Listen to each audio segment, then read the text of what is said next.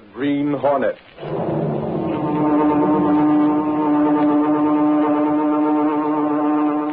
He hunts the biggest of all game, public enemies that even the G-men cannot reach. The Green Hornet.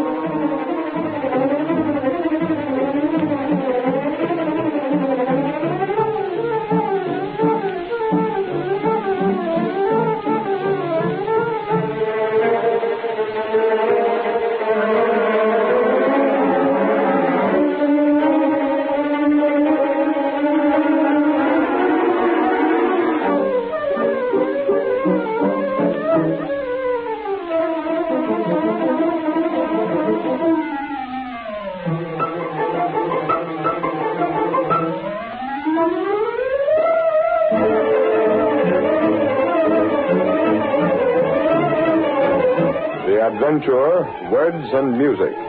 The events and characters depicted in this drama are fictitious. Any similarity to actual persons, living or dead, is purely coincidental.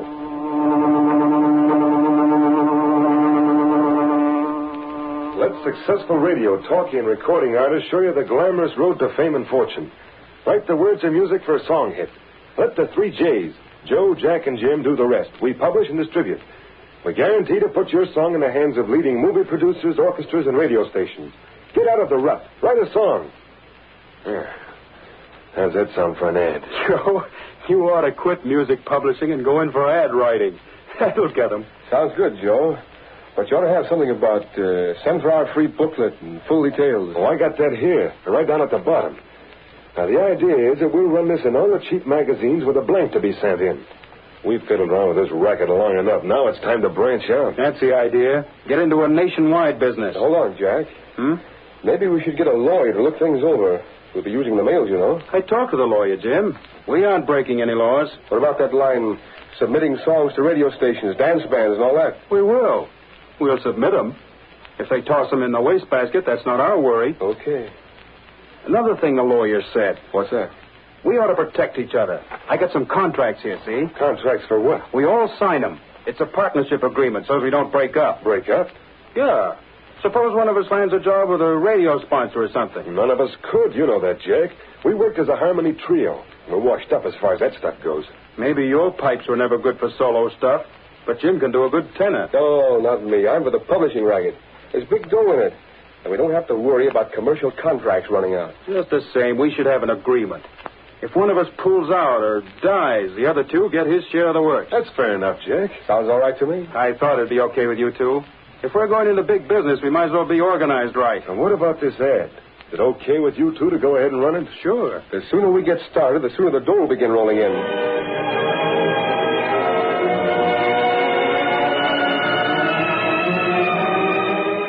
The advertising for the 3 J's was widely circulated throughout the country.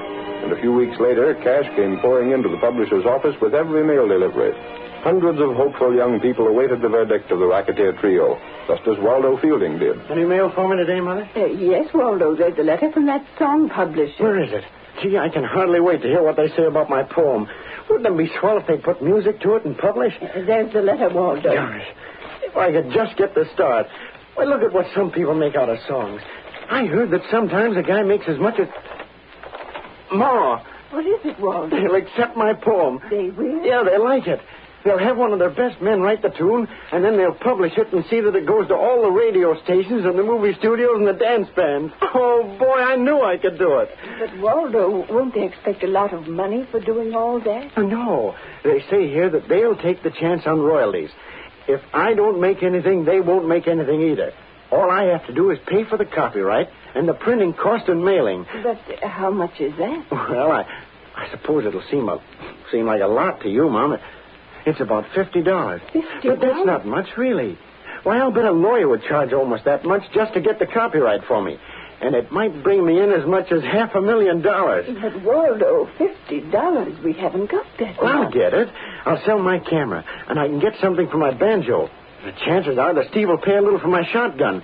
I'll get the money. Don't you worry about it, Ma. You just wait. I'll be rich one of these days. I'm going to start on another song poem right away.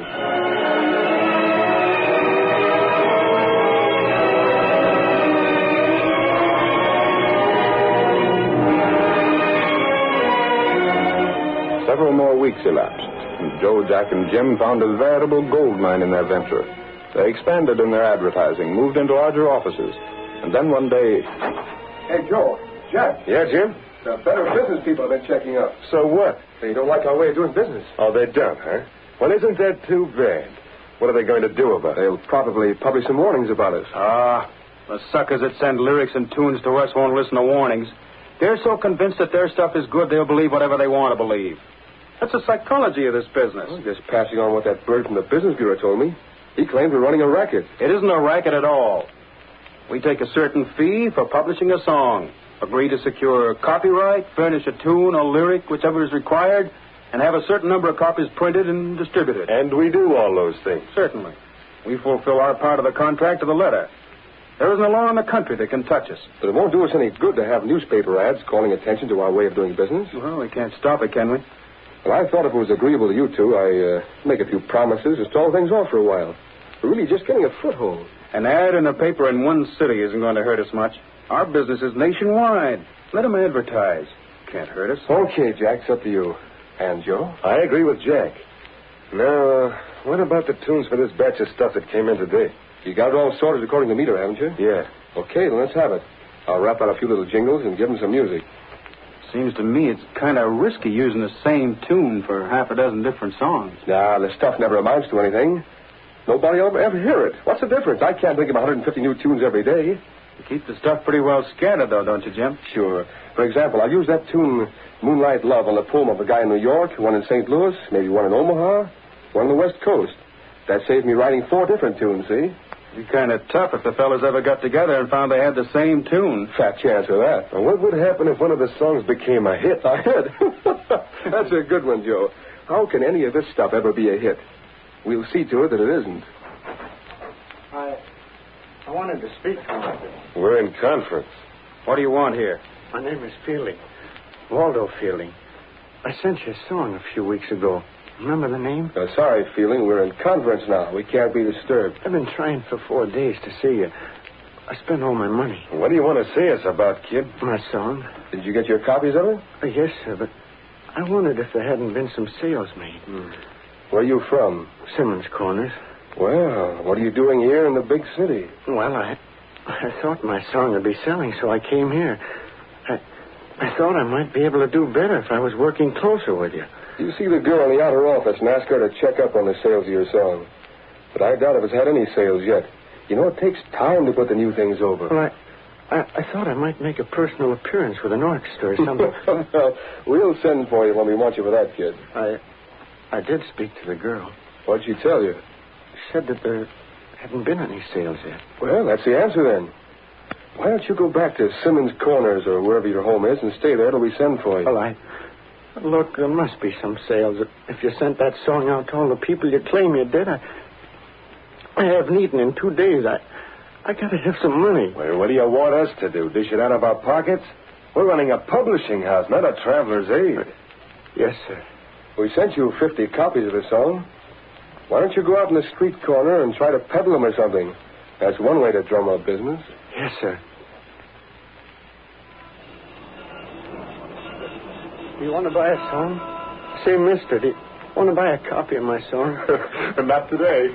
Buy a copy of my song, lady? Get out of my way, please. Look, mister, do you want to take a copy of the newest song hit home? Hey, you. What are you doing there blocking the traffic? Oh, officer, I didn't mean anything. What's this you're trying to peddle? Music? Yes, sir. I'm trying to sell a song. Maybe you'd better find out something about the laws of this town. You can't stand on street corners interfering with pedestrians, peddling music. Got a license? License? No, sir, I haven't. You'd better come down to the station house with me, I guess. No, please, I didn't know. Come on, kid. You can't get away with this sort of thing. Hey, suffering catfish, the kid's passed out. What have you got there, Doyle? Lowry, why is it that you're every place I am? I learned when I first started in as reporter for the Sentinel, Doyle, that if I keep close enough to you, I see things happen. Yeah, what's the matter with the kid? You crown him with your nightstick? No. I just started to take him in for peddling music on the street, and he passed out cold on me. The kid looks half starved. He does at that. How long is it since he's eaten? I don't know. Here, Lowry, stay with him till I call the wagon. Yeah, maybe I'll get a story here. This looks like human interest stuff.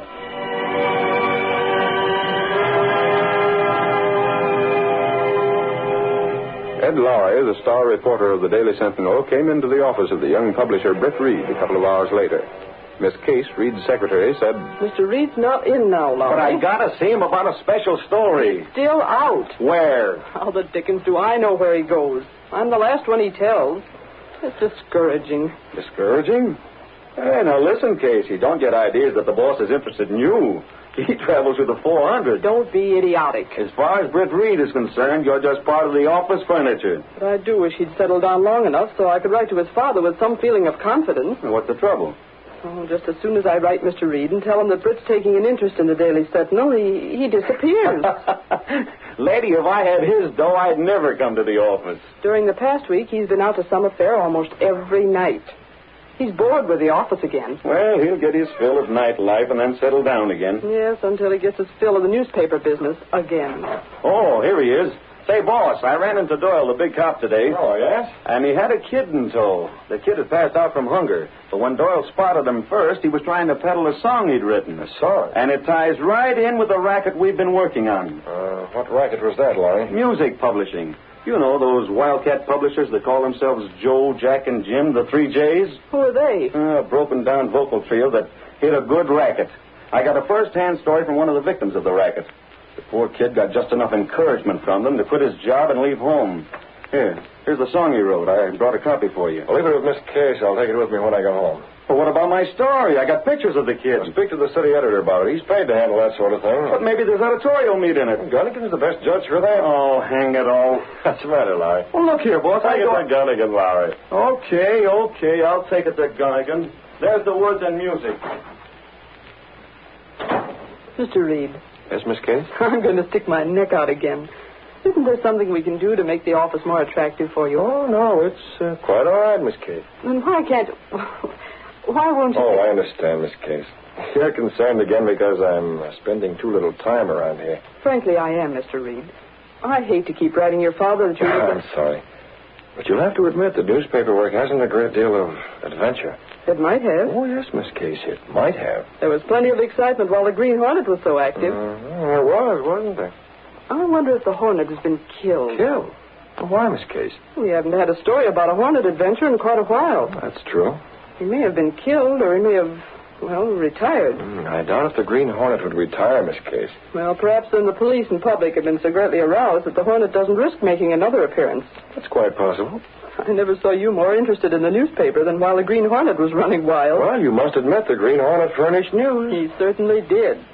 Mr. Reed, there's just as much excitement in everyday life if you could only realize it. For example? For example, that lad that Lowry tried to tell you about. Waldo Fielding. Now, there's human interest. Poor chap that falls for racketeers, quits his job in the little home community, comes to the big city, goes hungry, is misled and victimized by these fake music publishers. Isn't there something the law can do about publishers of that sort? If there were, the law would be doing it. But they stay inside the law, Mr. Reed.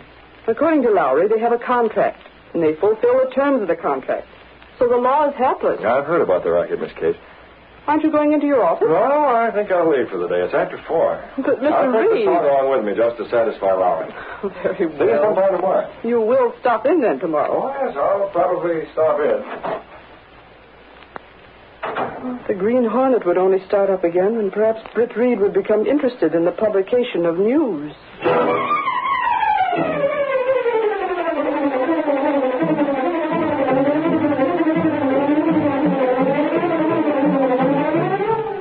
The curtain falls on the first act of our Green Hornet adventure. Before the next exciting scenes, please permit us to pause for just a few moments.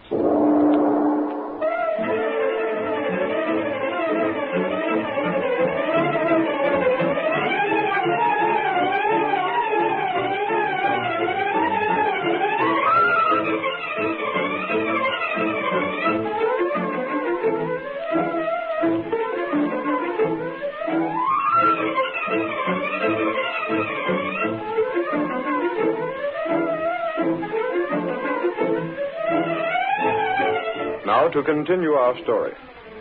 Britt Reed went directly from his office to his apartment. He was uneasy and restless, and only Cato, his faithful valet, realized the real cause of the uneasiness. You're right, Cato. I do feel handcuffed, hampered, tied down. If there only some way the Hornet could get at this music publishing racket, I'd go out. But the risk, Mr. Brett. Risk be confounded. There's a risk in anything, Cato. Yes, Mr. Brett. I can't find any way it can be broken up. Not even if we do use the role of the Green Hornet to get at them. Is it big? It's nationwide. Those three crooks, Joe, Jack, and Jim, have thousands of people all over the country sending money to them. Money that won't bring a thing except false encouragement and heartbreak. Yes, sir. Yeah, look at tonight's Sentinel. Look at that warning from the Better Business Bureau. They wanted to buy a few inches. I gave them a quarter of a page. But do you think that'll stop people from being made victims? Not on your life. I even ran one of the songs, a typical song, copyrighted and published by Joe, Jack, and Jim, to show the stuff they called good. Cato, why haven't it just occurred to me? What is it? I have an idea, Cato. Life's going to be exciting after all. This may be the entering wedge. Maybe this is what the Green Hornet's been waiting for. The ad for the Business Bureau, Cato. It shows a typical song published by that firm of Joe, Jack, and Jim. Yes, Mr. And the music for this is the same tune that was used by that young chap Lowry brought in a story about. It is. It definitely is. I don't know a great deal about music, but I do know that much. Do I have an engagement for tonight? May I call, Mr. Brett? Cancel it, then. We're going to make other plans. What are they? This may give me the lead I need to smash that publishing firm. Joe, Jack, and Jim. Well, we'll see if they're staying within the law. Well, what can you do? Go to the office. I want to look around there for a while. And if my suspicions are correct, we'll hold a meeting of the firm. The firm? Joe, Jack, and Jim. Come on. We're taking out the Black Beauty.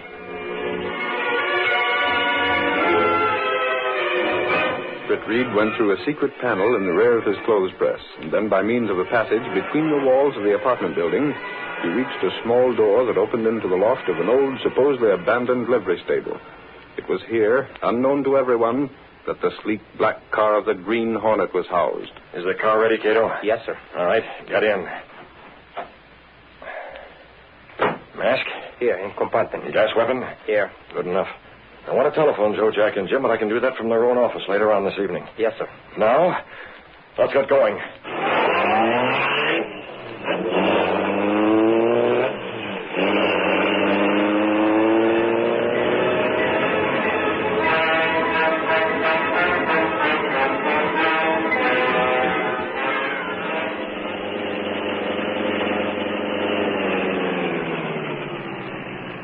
There's the night watchman, Cato. Standing at the entrance to the building. Yes, sir. You take the car onto the rear. I'll handle him. What are you going to do? I'll have to knock him out and get him out of the way. Can't take chances on him. Take the car now. You know where to meet me? I know.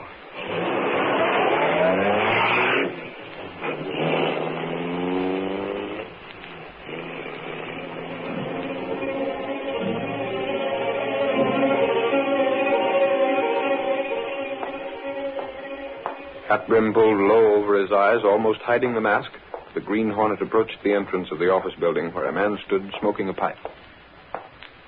Offices are all closed now, mister. I don't want to hurt you. What have you done, Hornet? That'll hold you for an hour. If I need more time, I'll give you some more gas.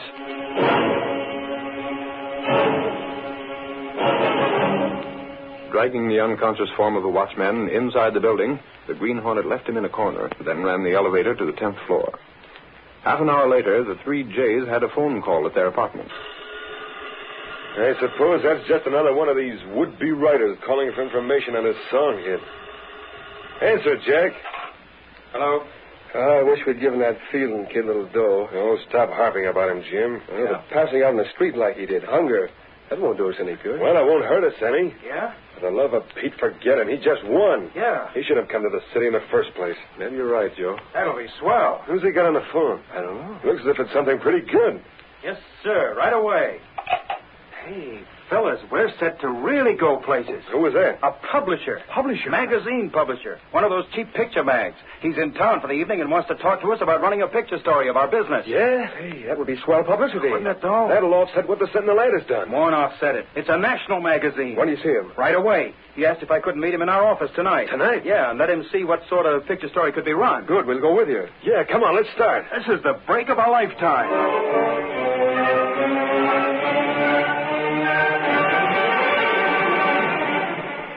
Joe, Jack, and Jim rushed in a cab to their office building and found the front door open. The watchman must be on the first floor. Yeah, that'll save us waiting for the elevator. Hey, Larry! Where are you?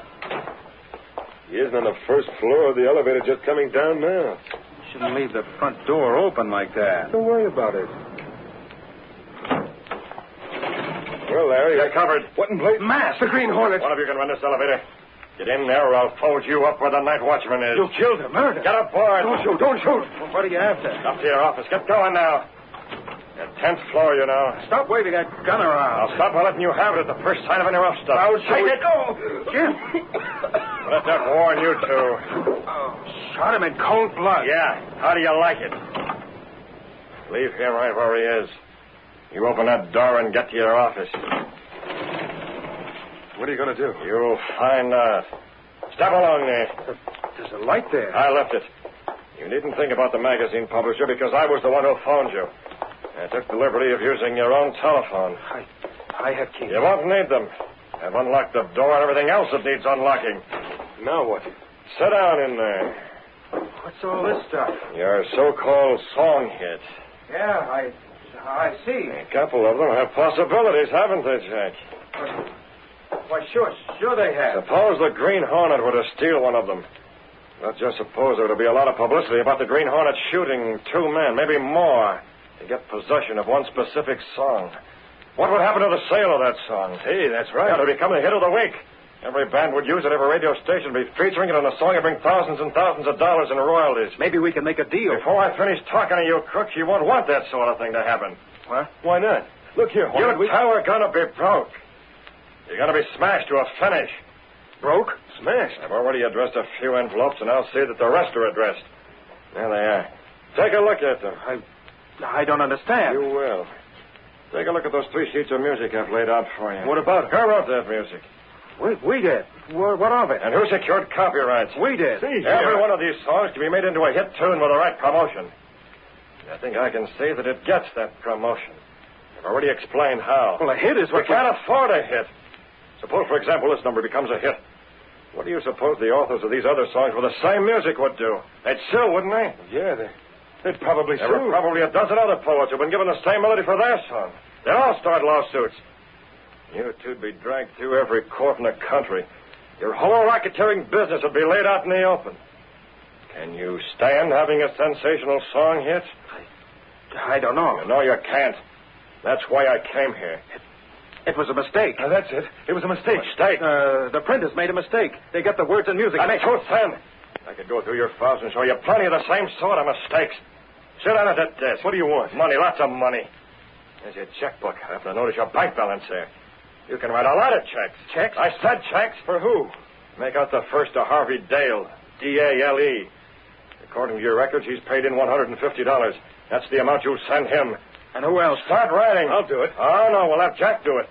He's the one whose signature makes those checks worth something. Go on now. Start writing. Now, you see here. Right. How far are you going? As far as your bank balance will allow. There's 200 to go to Mrs. Hacknew, 100 to each of the people on this list, 75 to these people. And there's a list of those who'll get $50 each. I'll be broke. I can't afford all You can't that. afford not to pay up.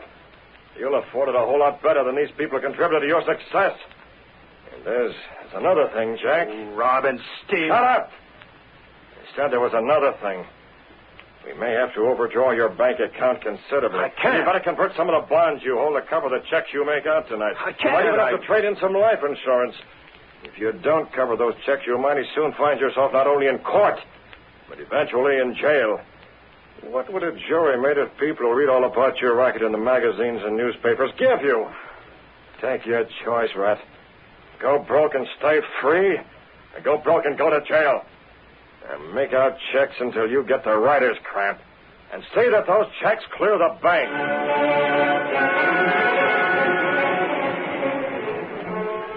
By first one threat, then another, the Green Hornet compelled the publisher to make out checks to refund money. And then... That's as far as your cash will go.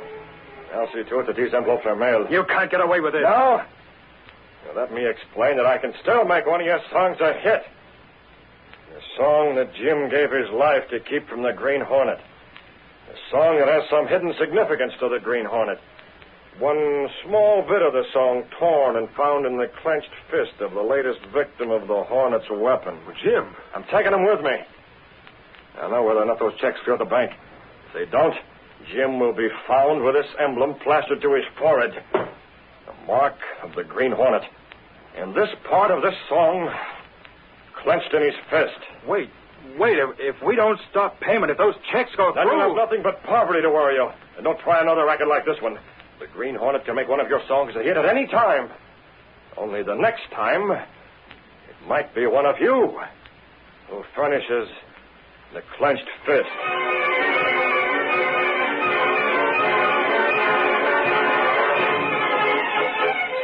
Leaving the two racketeers in their office, the Hornet took the elevator to the first floor, dragged the still unconscious man to the rear door of the building, and put him into the car. That'll do, Cato.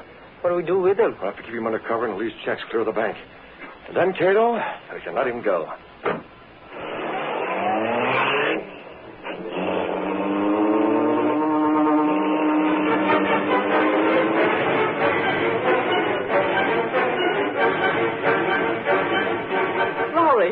Lowry, have you heard the news? Which news? That Fielding kid got a refund from Joe, Jack, and Jim. That's news. Yes, and the mark of the Green Hornet was on the letter that went with it. Yeah, that's a page one story. The Hornet has stepped out again. I wish I had all the details. But that's not the biggest thing. Mr. Reed was in bright and early this morning. He's a newspaper man again. He's been working like a Trojan all day, trying to run down some leads on the Hornet from what information he gathered. He is? Yeah, but it won't last. I'm certain that he'll lose interest again if the Green Hornet goes back into seclusion. But what if the Green Hornet was to be captured? I'm afraid Britt Reed would lose interest in the Sentinel in that case, too.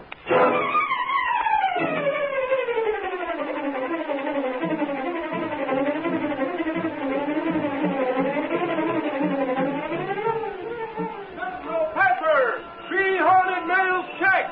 Exclusive Green Hornet story! Green Hornet not large! Let's go back to Pepper!